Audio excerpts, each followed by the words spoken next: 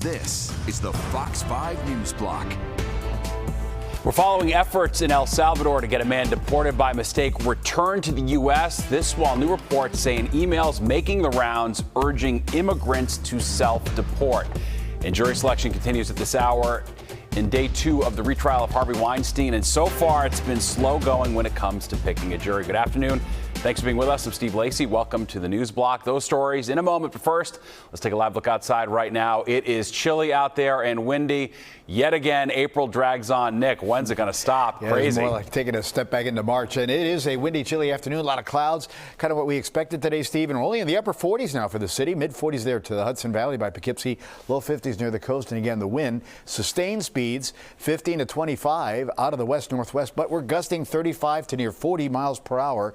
No wind advisories up. But look at this. We do have a frost advisory overnight. That's down as jetted to Middlesex County in New Jersey and Monmouth County on south and west. So temperatures there will be approaching the lower 30s with the potential for some frost. In fact, we're talking low 30s to the north and west, about 40 in the city in the morning. As we clear the sky out, we'll get back to at least above 60 degrees tomorrow. A little better than by then, Steve. Very well. All right. Thanks, Nick. Breaking news now. U.S. District Judge James Boasberg threatening to open a contempt inquiry into the Trump administration over what he's calling its willful disregard for his orders to turn around planes carrying deportees bound for El Salvador. In a 46-page opinion, the judge said there is probable cause to find the administration in contempt for its actions. That development comes as Maryland Senator Chris Van Hollen's in El Salvador now meeting with the country's president to advocate for the release of Kilmar Abrego Garcia, the man mistakenly deported by the Trump administration. As I've said before, the goal of my visit is to talk to people here about the release of Kilmar Abrego Garcia. I told his wife and his family I would do everything possible to bring him home, and we're going to keep working at this until we're successful. I also hope to have the chance to meet with him, but we'll have a better idea if that works out a little later on. The Supreme Court has instructed the government to facilitate Garcia's return, but both U.S. and Salvadoran authorities have so far refused to comply. Day 2 in the retrial of Harvey Weinstein as jury selection continues at this hour. No jurors have been selected thus far. Yesterday, potential jurors made it clear they could not be fair in judging the former movie mogul. Currently, Weinstein's being housed at Rikers. His legal team filed a petition with the court to move him to Bellevue. A spokesperson for Weinstein says, quote, "It's inexcusable that Harvey Weinstein, who's battling cancer, diabetes, and a host of other serious medical conditions, is being subjected to such neglect and mistreatment under the care of New York City." Developing news now out of the Middle East. Iran confirming the next round of nuclear talks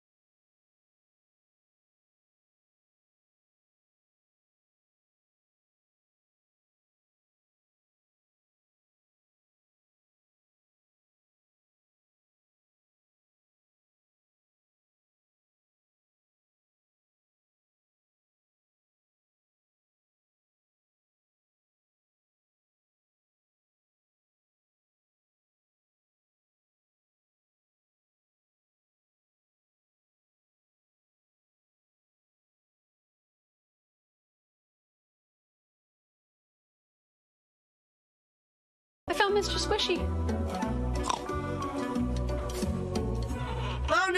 Here, there, everywhere. Reliable internet where you need it most. Prices start at $30 per month when bundled. Go to spectrum.com to learn more.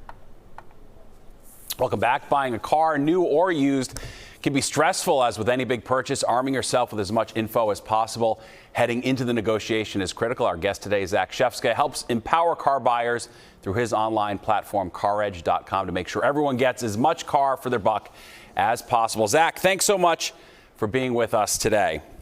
Hey, Steve, really appreciate it. Glad to be here. Of course. All right. So give us the sense of the mood. You deal with car buyers, car dealers, new and used. There's obviously a lot of uncertainty right now with the tariffs. Will they, won't they, et cetera. What's the mood in the car biz as a whole right now? Oh, man, it's a lot of uncertainty. Like you said, consumers are feeling the pinch already. We've seen new car prices already start to tick up just a little bit. The average advertised price for a new car is over $50,000. The last time it was up above $50,000 was December of last year. So we're already seeing a slight uptick in advertised prices, and the used car market is heating up really, really quickly. So on the consumer side, it's a lot of frustration. Like, hey, I can't already afford a vehicle, and now they're getting even more expensive. So that's kind of the consumer mood. On the dealer side, it's actually like a little bit, like when the pandemic started a couple of years ago. The expectation is that there's going to be less inventory, still demand, and it means dealers might be able to make a bit more money, just like they did at the beginning of the pandemic. So it's a lot of uncertainty. No one really knows what's going to happen next, but it seems like those are the dynamics at play, and not great news for consumers in all honesty. Yeah, you know, it's pretty wild. It really has been a 5-year roller coaster. When you date back to the pandemic in 2020 and 2021, there were really no cars available, no new cars available because of the supply chain issues, and that continues to ripple through the market to this day. We've been talking, you know, earlier this week, we spoke about how the fact that there were really not that many new cars 5 years ago means there's not that many low mileage, high quality used cars today, which is sort of leading to all sorts of issues as well. I mean, the average age of a used car getting sold right now is 6.7 years old. So you go to a dealership, the average age of a used car in inventory is 6.7 years old. You might be thinking to yourself, okay, Zach, what does that matter? What do I care? Well, just 5 years ago, before the pandemic, it was 5.1 years old. And the average mileage on a used car today being sold on a dealership lot is over 70,000 miles. And when prices have gone up over those 5 years and the cars are older, they've got more miles, it doesn't really make much sense. And so, yeah, consumers right now, the area where they do have leverage is if they have a vehicle to trade in and sell. So that's kind of the bright spot in the market today is, you know, if you've got a good quality used car, dealers are looking to get their hands all over them because the cars at the auctions are so expensive. And then obviously on the new car side, you put a 25% import tariff on things, the prices will eventually go up. And we've already seen some automakers restrict bringing inventory to the United States. They've said they're going to wait and see before they import more vehicles. Fortunately, the auto industry had built up a lot of new car demand, or a lot of new car supply, excuse me. Almost 3 million new cars were in inventory before the tariffs went into effect. So there's a lot of inventory on the ground. That's why Ford can do things like employee pricing for all. They had like a 4-month supply of inventory sitting around. So, you know, there will be a ripple effect here. There are some ripple effects from what happened 5 years ago in the past. And that U word, uncertainty, continues to be the major theme. Yeah, no doubt about it. You know, and certainly, you know, fundamentally, I do think people are sort of intimidated by buying a car. It's something you probably do once every 5 years, whereas the dealer's doing it every day. They know the ins and outs. That's something you certainly help educate people with. Walk us through the 3 biggest mistakes people need to avoid when they go to buy a car, either new or used. Okay, new or used, and you don't want to make a mistake, keep these 3 things in mind. Do not just walk in there thinking about that monthly payment. You need to absolutely understand what's called the out-the-door price. So you go in and you say, hey, you know what, my budget's $399 a month. The dealer's going to find a way. You might have just signed up for a 96-month auto loan, but the dealer's going to find a way to get you there. So mistake number 1, focusing just on the payment and not on the out-the-door price. Mistake number 2, if you do have that trade-in, all you have to do is use some of these online resources to get cash offers. We have a resource back on our website. You can go to Carvana. You can do whatever you want. Go ahead and make sure you have some leverage on your trade-in if you have a trade-in. And then the final mistake that I would really caution and advise you not to make would be to get pre-approval for financing. That is one of the areas where the dealership makes the most money. And as a consumer, you can come in armed and equipped, get a pre-approval for your financing either through a credit union or your bank. And so that way, when you do finance or purchase your vehicle, you have some leverage there as well when the dealer says, hey, congratulations, we got you approved at 14.99%.